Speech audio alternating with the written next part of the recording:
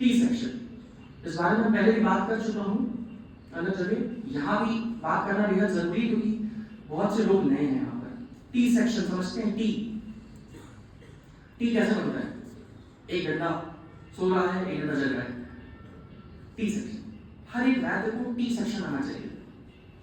हर किसी शास्त्र का, हर किसी टेक्नोलॉजी का, हर एक चीज का छोटा छोटा ज्ञान, और अपने शास्त्र का सबसे गहरा ज्ञान, ये है टी सेक्शन। कपड़े कौन से पहनते हैं, भाषा कौन सी आनी चाहिए, वीडियो कैसे बनता है, एडिट कैसे होता है, एसईओ क्या होता है, ये सारी चीजें टी सेक्शन फिलॉसफी पे आती है। और अपनी चरक संहिता वो है सबसे गहरा नॉलेज। आप जब टी सेक्शन के साथ लाइफ में आगे बढ़ते हैं, इस देश में, इस पूरे विश्व में सबसे अमीर व्यक्ति जो हुआ है, जो हो रहे हैं, सबसे बड़े एंटरप्रेन्योर्स जो हुए हैं, वो इसका इस्तेमाल करते हैं, इसी फिलॉसफी का इस्तेमाल करते हैं। अगर आपको सिर्फ ऐसा लगता है कि हम इतना अच्छा पढ़ लेंगे कि क्लास में टॉप कर जाएंगे, तो आज तक का रिकॉर्ड रहा है इसके लिए टॉपर्स में कभी भी प्रैक्टिशनर्स नहीं हुए।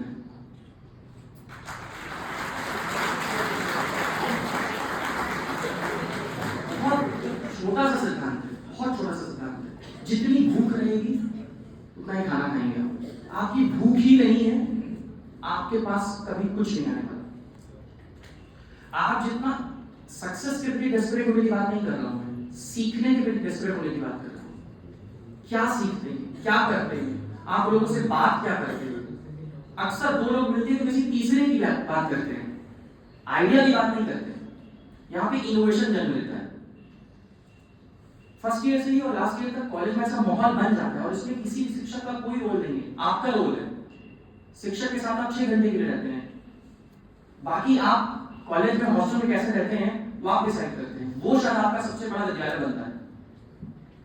आप किन लोगों के साथ उठते बैठते हैं, क्या खाते पीते हैं, क्या बातें करते हैं, वो होते हैं। साइकोलॉजी का बहुत ही बेसिक सा नियम है कि आप वो होते हैं जो आपके आसपास के 3 लोगों का आप एवरेज होते हैं। अपने दाएं बाएं देख लीजिए, आप अपने अगल बगल बैठे हुए 3 लोगों का एवरेज होते हैं, उनकी बौद्धिक क्षमता का। और इसीलिए जितना ज्यादा चुप रह के सीख सकते हैं, बोल कर नहीं सीख सकते।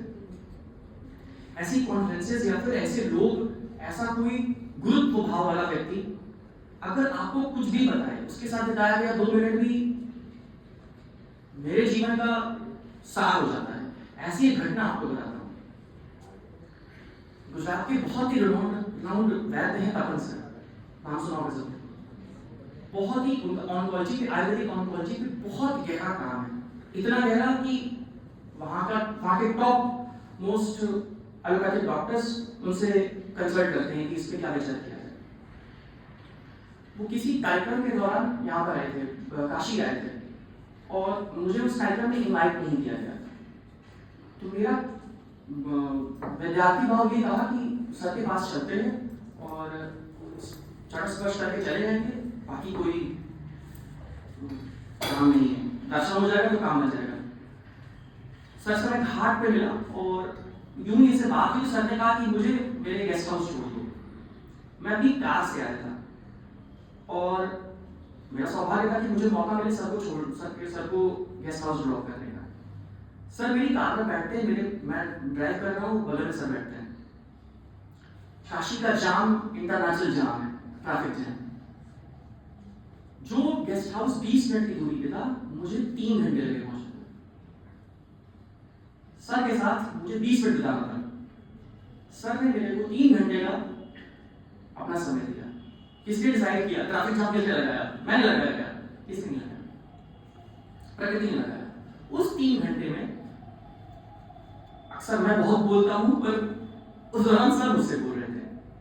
सर ने 3-4 सवाल मुझसे पूछे, मैंने उनको जवाब दिया। उसके बाद उन्होंने, हम लोग स्पोर्ट्स के बारे में बात कर रहे थे। ये सारी बातें मैं क्यों कर रहा हूँ? इसी टॉपिक से। मैंने सर से कहा कि सर मेरा इंटरेस्ट बहुत है स्पोर्ट्स मेडिसिन पे और इसको और आगे तक ले जाने का। इसमें बहुत ही संभावनाएं है और मुझे लगता है कि मैं इसको संभाल पाऊंगा, कर पाऊंगा। सर ने मुझसे कहा कि तुमको पता है सर कि हमारे आचार्यों ने स्पोर्ट्स मेडिसिन का पूरा अध्याय लिखा है। तो हवा नहीं लगा यार, मुझे लगा कि ये तो बहुत इनोवेटिव पार्ट था, मैं मुझसे कैसे मिस हो गया। सर ने कहा तुमने शतशील अध्याय पढ़ा है?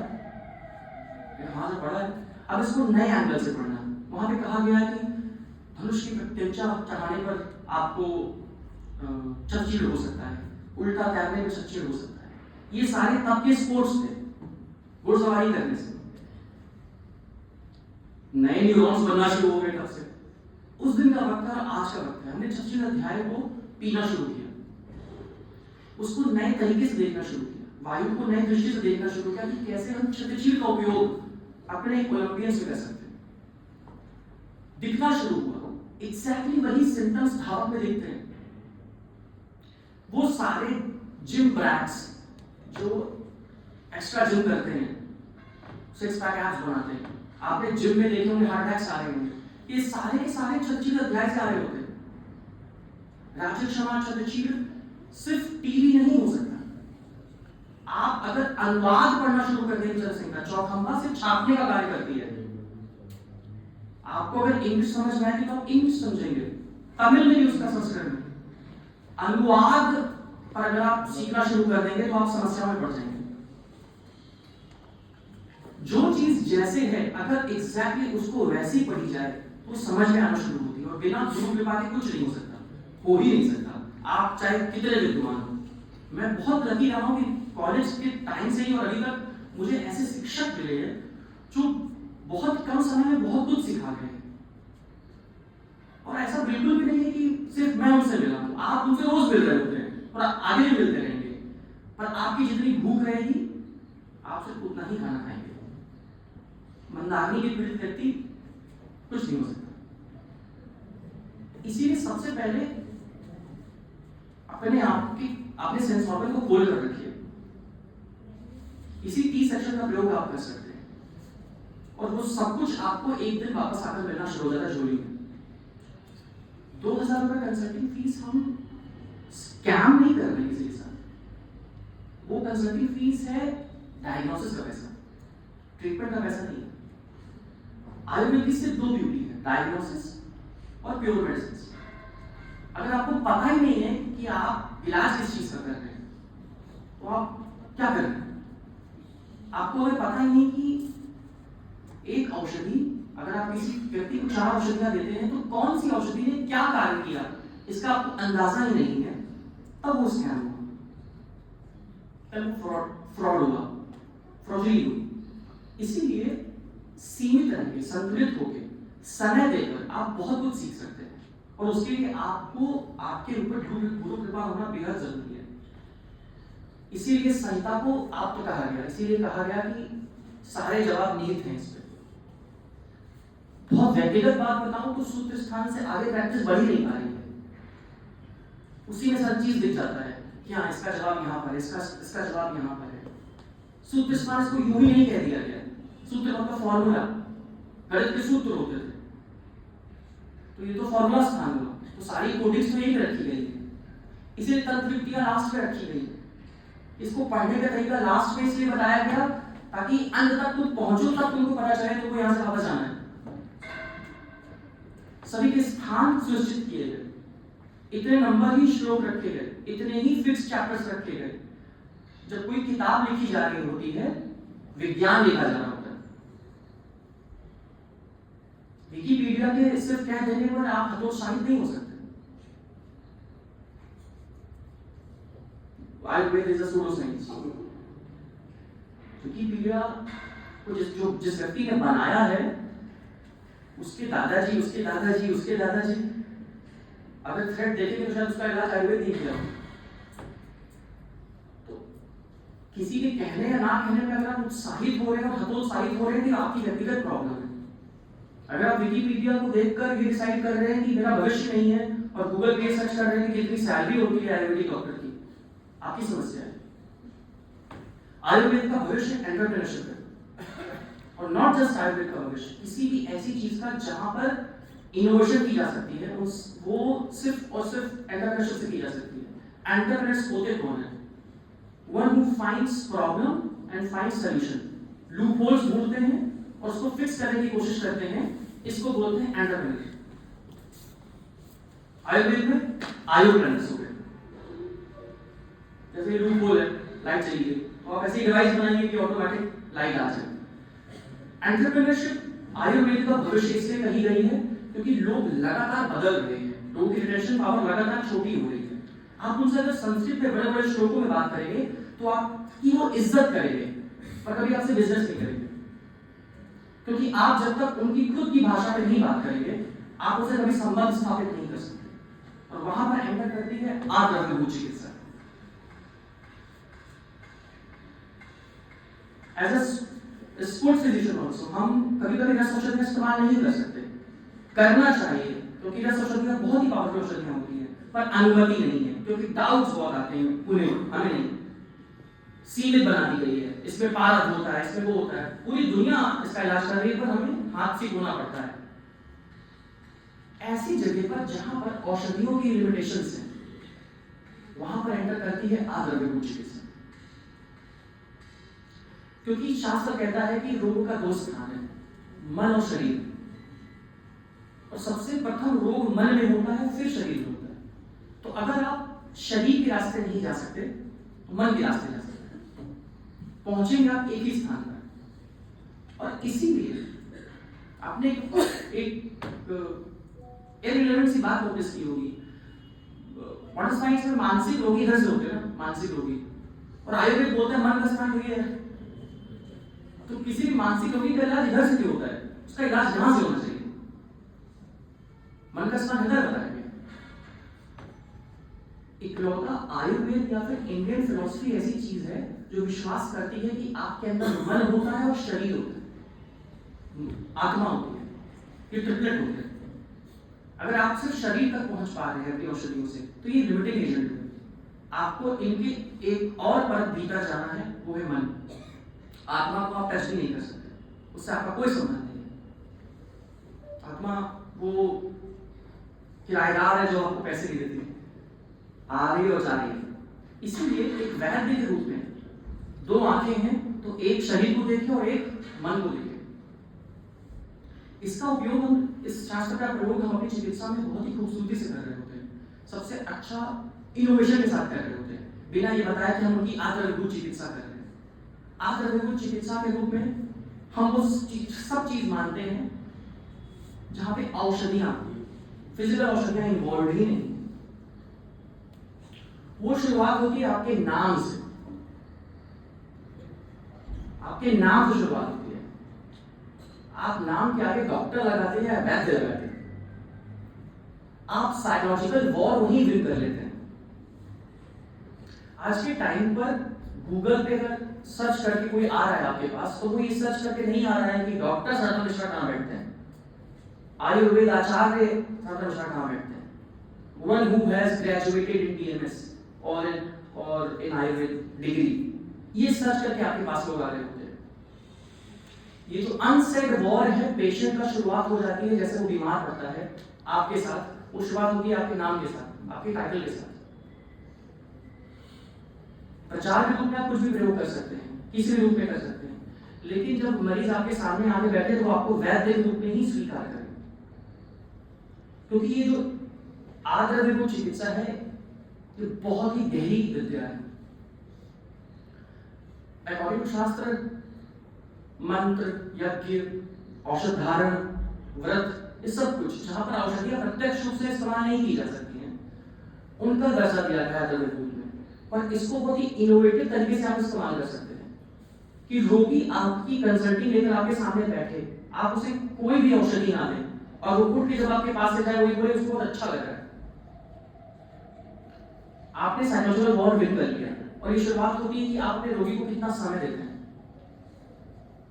इसीलिए हमने अपनी पेशेंट इनोवेटिव पॉलिसीज रखी हुई है। एक पेशेंट पॉलिसी, आपकी संख्या कितनी भी हो, हम दिन में सिर्फ 8 मरीज देखेंगे, 8,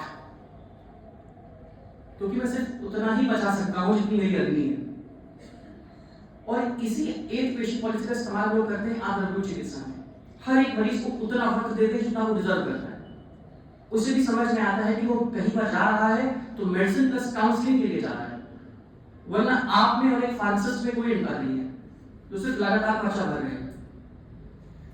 जब तक आप उसकी हिस्ट्री ठीक से नहीं लेंगे, और जब हिस्ट्री लेने की बात आती है तो उसके नाम उम्र में बात नहीं कर रहा होता, मन की बात कर रहा होता। जैसे वो संबंध स्थापित करना शुरू करता है आपसे, आप प्रचलित कर उसको घर भेज देते हैं। और इसीलिए हमारी ये सारी कमियां सामने आना शुरू हो जाती है। हमारे पास बहुत बड़ा मौका है, क्योंकि इस विज्ञान को एलोपैथी इस्तेमाल नहीं कर सकता। वो बिलीव करता है कि एक दिन में मैंने 300 मरीज देखे हैं, मेरा अस्पताल सबसे अच्छा चल रहा है, मेरी ओपीडी 400 की है, मेरी ओपीडी 600 की है, अरे तो बहुत बड़े डॉक्टर हैं, इनकी ओपीडी तो 400 लोगों की है। कितने व्यक्ति या कितने मरीज देख रहे हैं, इस पे आप विशेषण बनाना शुरू कर देंगे, ये समस्या की बात है। कितनों को ठीक कर रहे हैं, ये आपकी काबिलियत होनी चाहिए। और ठीक इंसान सबसे पहले मन से होगा, फिर शरीर से होगा। हमारे पास आज भी ऐसे पेशेंट हैं जिनको प्रत्यक्ष रूप से बहुत बदलाव नहीं आया है, पर वो फिर भी पिछले 11 से 2 साल तक हमसे चिकित्सा ले रहे होते हैं। क्यों ले रहे होते हैं? मैं उनको बोल देता हूँ कि मैडम मैं आपका इलाज नहीं कर पा रहा हूँ, आप किसी वरिष्ठ चिकित्सक को दिखा लीजिए। तो ये कहती है कि मुझे लगता है कि मेरा मन ठीक हो रहा है। ये बहुत बड़ा कॉम्प्लीमेंट है किसी वैद्य के लिए। और इन सारी चीजों को अगर आप इस्तेमाल कर रहे हैं, हम आग्रह चिकित्सा कर रहे हैं, उनसे हम किस स्वर में बात करते हैं, कौन से शब्दों का प्रयोग करते हैं, कितना उनको जजमेंट करते हैं या नहीं करते हैं, ये सब कुछ आग्रह चिकित्सा है। और इसका पहला इस्तेमाल आप होंगे, आप कितने साफ है, क्योंकि वैद्य का एक लक्षण सूची है। आपको लगता है अच्छे कपड़े पहनना सूची होता है, आज मेरे दिन सुप्रीम बार से कपड़े धुले हैं, मैं अशुचि हो गया। सूची एक भाव है, मानस भाव है। अपने मानसिक तौर पर कितने साफ है, कितने सटल है। शुचिता जिसको हम प्रयोग करते हैं शब्द, ये एक मानस भाव है। वरना वो कोई भी शब्द आचार्य इस्तेमाल करे, सूची शब्द इन्होंने क्यों इस्तेमाल किया? क्योंकि ये मानस भाव है। और मानस भाव मतलब ये आता है कि वैद्य के सामने जब मरीज आए तो वैद्य अपने मन में ये ना सोचे, आहा 2000 रुपए आया है, इनको तो 4000 रुपए मेडिसिन दूंगा। जैसे आप धन को सबसे पहले सोच लेते हैं, शुचिता का भाव नष्ट हो गया। इसीलिए आध्यात्मिक चिकित्सा सबसे पहले अपने ऊपर लागू करिए, शुचिता का भाव। उसी के लिए व्रत करे गए हैं, उसी के लिए मंत्र कहे गए हैं, ये सारी बातें वहीं पर आती हैं। आप किसी भी धर्म या संप्रदाय से बिलोंग कर सकते हैं, पर एक बार आप वैद्य बन गए तो आप द्विज हो गए, आपका नया जन्म हो गया, आपका संप्रदाय अब वैद्य को वाला ही हो गया। आप किसी भी प्रकार से मिश्रण नहीं रहे, त्रिपाठी नहीं रहे, आप द्विज बन गए। अगर आप द्विज बन गए, इसका मतलब है कि आपका सिर्फ एक संप्रदाय है, आयुर्वेद। अगर आप आयुर्वेद के होकर पीसीएम और एमोक्सिक्लेव लिख रहे हैं, ठीक नहीं है। एक समय के बाद आपको उसको ड्रॉप करना ही पड़ेगा, और जितनी जल्दी कर पाए उतना जल्दी आप कॉन्फिडेंस बिल्डअप कर सकते हैं। आधारभूत चिकित्सा व्यक्तिगत रूप से शुरू होती है कि आप कितने कॉन्फिडेंट हैं। सबसे पहले व्यक्ति बिजनेस आपसे या आपके बिजनेस से नहीं करता है, वो आपकी पर्सनैलिटी से करता है। और यहां पर शुरुआत होती है आधारभूत चिकित्सा की। पर शास्त्र अवलोकन की बात कही है हमारे शास्त्रों में, और यहां पर हमें सबका प्रयोग करना आना चाहिए। जिस समय आप मरीज देख रहे हैं, जिस काल में आप, जिस दिन आप मरीज देख रहे हैं, कभी आपने सोचा है कि सोमवार, मंगलवार, बुधवार, बृहस्पतिवार, शुक्रवार, शनिवार, रविवार कहा जाता है? धातु भी बोली गई ना, शुक्र धातु, ग्रह भी बोला गया, शुक्र ग्रह। क्यों बोला गया? ये सारे सवाल आपके पास आने चाहिए। आयुर्वेद जैसे आपके जीवन में एंटर करता है कि एक धातु भी शुक्र बोली गई है, एक दिन भी शुक्र बोला गया है, एक ग्रह भी शुक्र बोला गया है। क्या कहीं किसी किताब में एक तराजू भी लोग रखे जा सकते हैं? रखे जा सकते हैं। सिर्फ नाम सेम होना कोइंसिडेंस किसी प्रकार से नहीं। इसका बहुत गहरा आयुर्वेद में रेफरेंस मिलेगा आपको। शास्त्रों में कहते हैं कि जब वैद्य अपनी चेयर पर बैठता है तो उसको पर शास्त्र प्रभु करके बैठना चाहिए। कौन से मुहूर्त में औषधियां तोड़ी जा रही है, कौन से मुहूर्त में औषधि दी जा रही है, इन सब का प्रभाव आपके रोगी में पड़ेगा। आधारभूत चिकित्सा। आपको क्या लगता है कि मरीज दवाओं से ठीक होता है? चरक के साथ तो नहीं। अगर ऐसा होता तो चतुष्पाद में वैद्य श्रेष्ठ नहीं होता। चतुष्पाद में अगर वैद्य श्रेष्ठ है, इसका मतलब है कि आपका रोगी वैद्य की वजह से ठीक हो रहा है। औषधि की वजह से ठीक नहीं हुआ है। क्योंकि अब मैं आपको जो चीजें बताने, एक कहानी बताने वाला हूँ, रिकॉर्ड मत करिएगा उस कहानी को, बस रोगियों तक नहीं पहुंचनी चाहिए बात।